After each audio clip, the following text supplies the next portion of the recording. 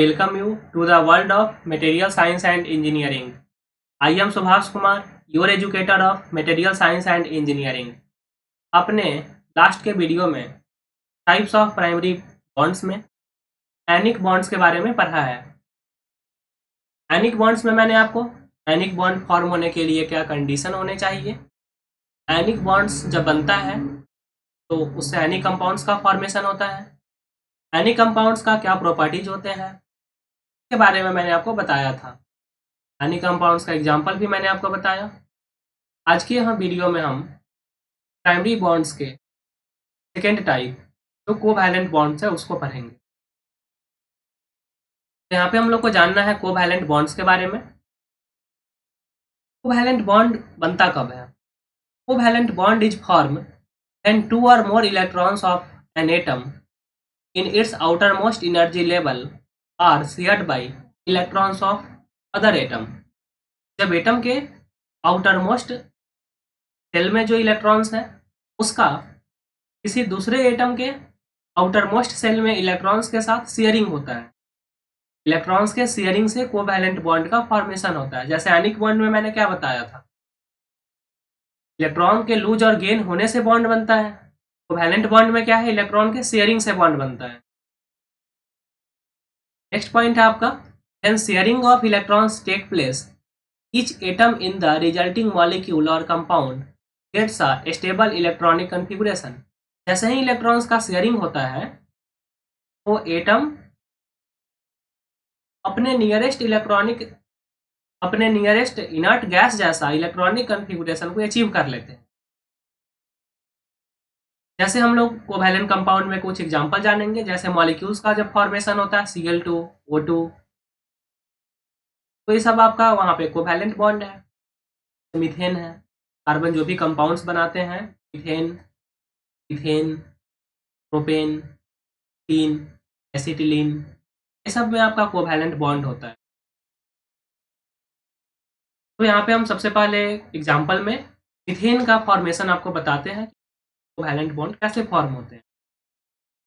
तो आप यहाँ पे देखो, मैंने एटॉमिक मॉडल ड्रॉ किया है जहाँ पे ये जो सेंट्रल पार्ट पोर्शन में आपको दिख रहा है कार्बन है, और ये सेंटर वाला पार्ट न्यूक्लियस है जिसमें प्रोटॉन्स और न्यूट्रॉन्स होते हैं। इसके बाहर एक कार्बन का फर्स्ट सेल है जिसे आप के सेल बोलते हो। इसके बाहर ये सेकेंड सेल है जिसे आप एल सेल बोलते हो। अब यहाँ पे कार्बन का जब हम इलेक्ट्रॉनिक कॉन्फ़िगरेशन को देखेंगे, कार्बन का जो आउटर मोस्ट सेल होता है, कार्बन के जो आउटर मोस्ट सेल होते हैं वो एल सेल है। इलेक्ट्रॉनिक कॉन्फ़िगरेशन को देखोगे, के सेल में 2 इलेक्ट्रॉन और एल सेल में 4 इलेक्ट्रॉन्स। कार्बन का एटॉमिक नंबर क्या है? 6। कार्बन का एटॉमिक नंबर होता है 6। तो इलेक्ट्रॉनिक कॉन्फ़िगरेशन लिखोगे तो के सेल में 2 इलेक्ट्रॉन, एल सेल में 4 इलेक्ट्रॉन। तो कार्बन के बाहर में 4 इलेक्ट्रॉन्स हैं। जब भी आप कोवैलेंट बॉन्ड्स को बनाओगे तो हमेशा आप आउटर मोस्ट सेल में जो इलेक्ट्रॉन्स होते हैं उसको यहाँ पे दिखाओगे। तो कार्बन में 4 इलेक्ट्रॉन्स हैं तो मैंने यहाँ पे 4 इलेक्ट्रॉन्स को बनाया। अब हाइड्रोजन का बात करते हैं। तो हाइड्रोजन के बारे में आपको पता होगा, हाइड्रोजन जिसका एटॉमिक नंबर 1 है, जेड का वैल्यू हाइड्रोजन के लिए 1 है। इलेक्ट्रॉनिक कॉन्फ़िगरेशन लिखोगे तो यहाँ पे आपका के सेल होगा, के सेल में आपका एक इलेक्ट्रॉन होगा एस सब सेल में। आप हाइड्रोजन को बनाओगे और कार्बन के आउटर मोस्ट सेल में 4 इलेक्ट्रॉन्स, इसको स्टेबल होने के लिए 4 और इलेक्ट्रॉन्स का रिक्वायरमेंट है। यहाँ पे क्या होगा, चार्जर इलेक्ट्रॉन को एक्सेप्ट कर पाना तो बहुत मुश्किल होगा। दूसरा, कार्बन के आउटर मोस्ट सेल में 4 इलेक्ट्रॉन्स है तो 4 को लूज कर पाना भी मुश्किल है, क्योंकि इलेक्ट्रॉन के लूज करने के लिए, गेन करने के लिए आपको एनर्जी का रिक्वायरमेंट होता है। तो बहुत large amount of energy requirement यहाँ पर होता है। यहाँ पे क्या होगा, कार्बन कोवैलेंट बॉन्ड बनाएगा, मतलब इलेक्ट्रॉन को शेयरिंग करेगा। कैसे करेगा? तो कार्बन के पास ऑलरेडी बाहर में 4 है, तो क्या चाहेगा कि किसी तरह से इसे शेयर कर लेंगे जिससे मेरे आउटर मोस्ट सेल में 8 इलेक्ट्रॉन्स हो जाए, तो मिलेगा हाइड्रोजन। अब ये हाइड्रोजन का 1 इलेक्ट्रॉन है। यहाँ पे आपका दूसरा हाइड्रोजन है, इसके आउटर मोस्ट सेल में 1 इलेक्ट्रॉन है। यहाँ पे आपका तीसरा हाइड्रोजन है, इसके आउटर मोस्ट सेल में 1 इलेक्ट्रॉन है। यहाँ पे 4th हाइड्रोजन है, इसका आउटर मोस्ट सेल में 1 इलेक्ट्रॉन है। कार्बन क्या किया, सारे हाइड्रोजन से 1-1 इलेक्ट्रॉन को शेयर कर लिया। और शेयर करने के बाद कार्बन के पास आउटर मोस्ट सेल में 8 इलेक्ट्रॉन्स हो गए। अब हाइड्रोजन को आउटर मोस्ट सेल में 2 इलेक्ट्रॉन चाहिए। हाइड्रोजन कार्बन वाले एटम को शेयर किया, हाइड्रोजन का 2 कंप्लीट हो गया, हाइड्रोजन का भी 2 कंप्लीट हो, इस वाले हाइड्रोजन का भी 2 इलेक्ट्रॉन कंप्लीट हो गया और इस वाले हाइड्रोजन का भी 2 इलेक्ट्रॉन कंप्लीट हो गया। यहाँ पे आपने देखा कि कार्बन हाइड्रोजन के बीच में शेयर होने से बॉन्ड बन रहा है, इलेक्ट्रॉन के शेयरिंग से बॉन्ड, इसीलिए इस बॉन्ड को आप कोवैलेंट बॉन्ड बोलते हो। बात को आप बॉन्ड के फॉर्म में ऐसे दिखाओगे, तो 1 पेयर ऑफ इलेक्ट्रॉन का शेयरिंग होगा तो सिंगल बॉन्ड से आप उसको शो करोगे। मैंने यहाँ पे बताया है कि आपके सिंगल बॉन्ड्स का फॉर्मेशन कैसे होता है। तो आई होप आपको कोवैलेंट बॉन्ड कैसे बनते हैं मैंने आपको मीथेन एक एग्जांपल लेकर के आपको बताया, और ऐसे ही आपका कोवैलेंट बॉन्ड का फॉर्मेशन होता है, इलेक्ट्रॉन के शेयरिंग से बॉन्ड बनता है। अब इस तरह से कार्बन जो कंपाउंड बनाते हैं कोवैलेंट बॉन्ड होता है, बट कुछ कंपाउंड को छोड़ करके, जैसे कार्बन डाइऑक्साइड, यहाँ कार्बन है बट जो है यहाँ पे आपका कोवैलेंट बॉन्ड बनता है, वो भी हम लोग देखेंगे। फिर हम आपको बताएंगे फॉर एग्जाम्पल, वहाँ पे आप देखोगे कि कोवैलेंट बॉन्ड कैसे बन रहा है। सबसे पहले जो मैंने अभी आपको मीथेन बताया वो मैंने डायग्राम से भी दिखाया है, जहाँ पे एटम को आपको सेल में मैंने अरेंज करके बताया है। आपको मैं यहाँ पे बता रहा हूँ कि इलेक्ट्रॉन्स का अरेंजमेंट किस तरह से यहाँ होता है। देखो अभी मैंने जो आपको दिखाया था, तो कार्बन का सबसे बाहर वाला सेल है, इसमें 4 इलेक्ट्रॉन्स है कार्बन के, एक इलेक्ट्रॉन यहाँ पे है, एक इलेक्ट्रॉन ए वाला है, एक इलेक्ट्रॉन ए है और एक इलेक्ट्रॉन ए है। 4 इलेक्ट्रॉन्स कार्बन के हैं। हाइड्रोजन का भी सब हाइड्रोजन का एक एक इलेक्ट्रॉन है, सारे जितने भी हाइड्रोजन यहाँ पे प्रेजेंट है सबके साथ एक एक इलेक्ट्रॉन है। तो जो टॉप पोर्शन पे हाइड्रोजन आपको दिख रहा है उसका एक इलेक्ट्रॉन यहाँ पे है, इस वाले हाइड्रोजन का एक इलेक्ट्रॉन यहाँ पे है, हाइड्रोजन का एक इलेक्ट्रॉन यहाँ पे है, इसका एक इलेक्ट्रॉन यहाँ पे है। देखो ये जो हाइड्रोजन का इलेक्ट्रॉन है इसका शेयरिंग हो गया, ये इलेक्ट्रॉन अब हाइड्रोजन के साथ भी और कार्बन के साथ भी है। कार्बन वाले का शेयरिंग हुआ, एक कार्बन के साथ भी है, हाइड्रोजन के साथ भी है।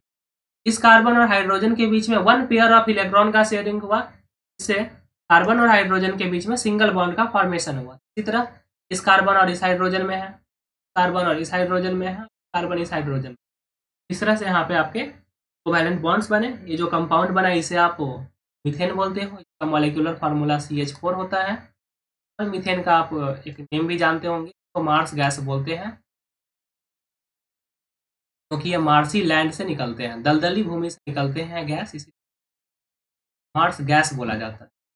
मार्सी लैंड से गैस हम लोग को मिलता है, इसीलिए इसको बोला जाता है मार्स गैस। याद रखना, तो मार्स गैस के भी नाम से जानते हो। अगर हम कोवैलेंट बॉन्ड का टाइप बारे में जानेंगे तो ये डिपेंड करता है कि कोवैलेंट बॉन्ड जब बन रहे हैं वहाँ पे कितने पेयर ऑफ इलेक्ट्रॉन्स का शेयरिंग हो रहा है। अगर बॉन्डिंग के टाइम में 1 पेयर ऑफ इलेक्ट्रॉन्स का शेयरिंग हो, उससे बनने वाले बॉन्ड को आप बोलोगे single bond, single covalent bond और सिंगल बॉन्ड। जैसे आपका H2 मॉलिक्यूल Cl2 मॉलिक्यूल के केस में 1 पेयर ऑफ इलेक्ट्रॉन का शेयरिंग होता है, इसलिए आपका H सिंगल बॉन्ड H बना, जिसे आप H2 मॉलिक्यूल बोलते हो।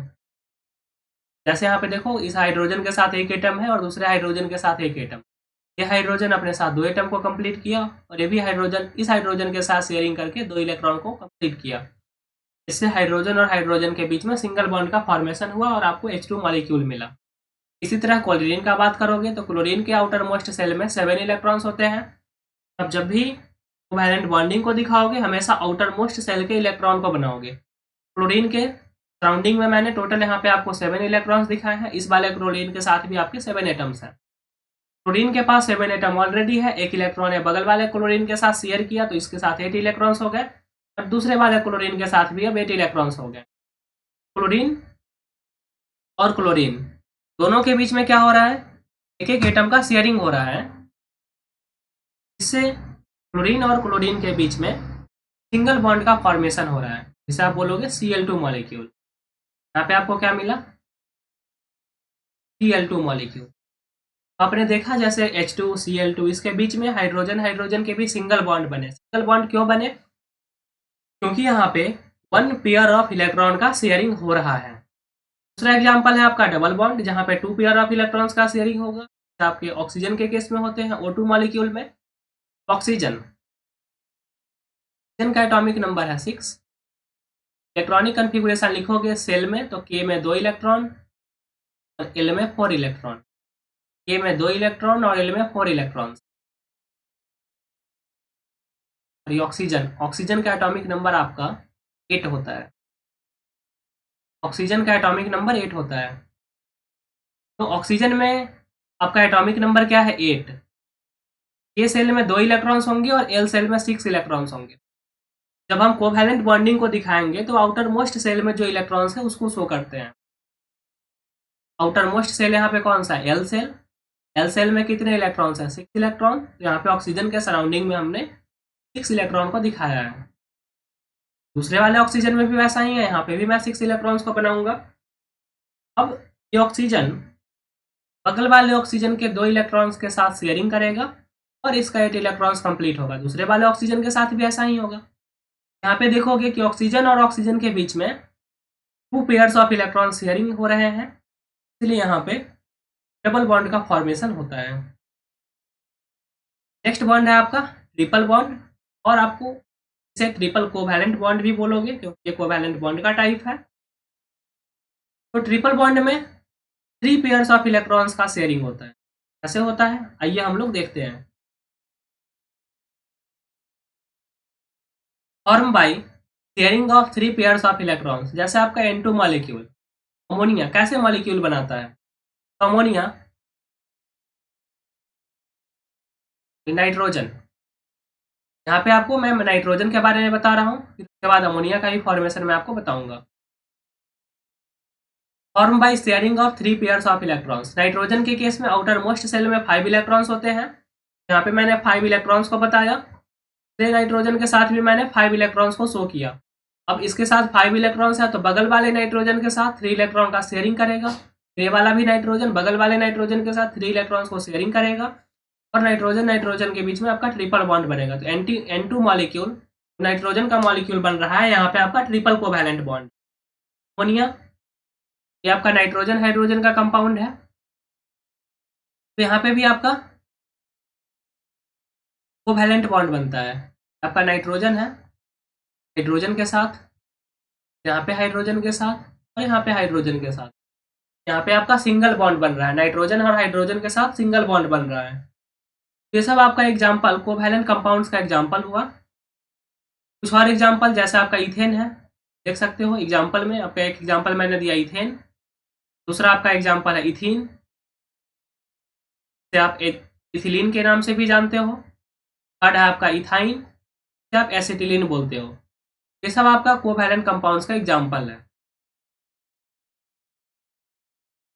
फर्स्ट एग्जाम्पल है आपका इथेन, जिसका फार्मूला आपका होता है C2H6, का मॉलिक्यूलर फार्मूला C2H6 होता है। दूसरा आपका इथीन है, जिसका मॉलिक्यूलर फार्मूला C2H4 होता है। और थर्ड आपका इथाइन है, जिसका मॉलिक्यूलर फार्मूला C2H2 होता है। तो यहाँ पे आपके कोवैलेंट बॉन्ड्स प्रेजेंट है। इस तरह आपने देखा कि कोवैलेंट बॉन्ड्स क्या होते हैं, कोवैलेंट बॉन्ड फॉर्म कैसे होते हैं, कोवैलेंट कंपाउंड्स क्या हैं और कौन कौन से कंपाउंड्स आपका कोवैलेंट है। मैंने आपको कुछ एग्जांपल बताया। अब हम लोग देखते हैं कि कोवैलेंट कंपाउंड्स का प्रॉपर्टीज क्या होता है। कोवैलेंट कंपाउंड किस नेचर को शो करते हैं, उसका कैरेक्टरिस्टिक क्या है। सबसे फर्स्ट पॉइंट है कि covalent compounds are bad conductors of electricity. Covalent compounds are bad conductors of electricity. Covalent compounds होते हैं इलेक्ट्रिसिटी को कंडक्ट नहीं करते हैं। दूसरा आपका पॉइंट है, इसका एक्सप्लेनेशन क्या है कि इलेक्ट्रिसिटी को कंडक्ट क्यों नहीं करते हैं। इलेक्ट्रिसिटी को कंडक्ट होने के लिए आयन का मूवमेंट होना चाहिए, जो कोवैलेंट कंपाउंड में पॉसिबल नहीं होता है। इसीलिए बैड कंडक्टर्स होते हैं इलेक्ट्रिसिटी का, इंसुलेटर होते हैं। सेकेंड पॉइंट है आपका covalent compounds have low melting and boiling point. Covalent compound का melting and boiling point low होता है as compare to any compound. इसका वजह क्या है, यहाँ पे जो बॉन्डिंग होता है, जो इंटरेक्शन होता है, वो बहुत ही वीक होता है as compare to any compound. इसलिए इसका melting point boiling point low होता है। थर्ड पॉइंट है आपका covalent compounds are not soluble in water but are soluble in organic solvent. ये आपके वाटर में डिजॉल्व नहीं होते हैं, लेकिन ऑर्गेनिक सॉल्वेंट में जब डिजॉल्व करोगे, ऑर्गेनिक सॉल्वेंट में जैसे आपका बेंजीन है, टॉल्यूइन है, कार्बन टेट्राक्लोराइड है, उसमें डिजॉल्व हो जाएंगे। कोवैलेंट कंपाउंड वाटर में तो डिजॉल्व नहीं होते हैं बट ऑर्गेनिक सॉल्वेंट में डिजॉल्व हो जाते हैं। ये सारे पॉइंट्स आपके कोवैलेंट कंपाउंड्स के प्रॉपर्टीज हैं, जिसे आपको याद रखना है। इस क्लास में मैंने आपको कोवैलेंट कंपाउंड के बारे में मैं बताया, कोवैलेंट कंपाउंड्स का कुछ एग्जांपल बताया, बॉन्ड फॉर्मेशन कैसे होता है उसको मैंने बताया, और कोवैलेंट कंपाउंड्स का क्या प्रॉपर्टीज होता है वो आपको समझ में आया होगा। तो फिर इसके नेक्स्ट वीडियो में मैं आपको third type of primary bond जो मेटालिक बॉन्ड है उसके बारे में मैं बताऊंगा वीडियो में। आज के लिए बस इतना ही, फिर हम लोग मिलेंगे नेक्स्ट वीडियो में। Thank you so much.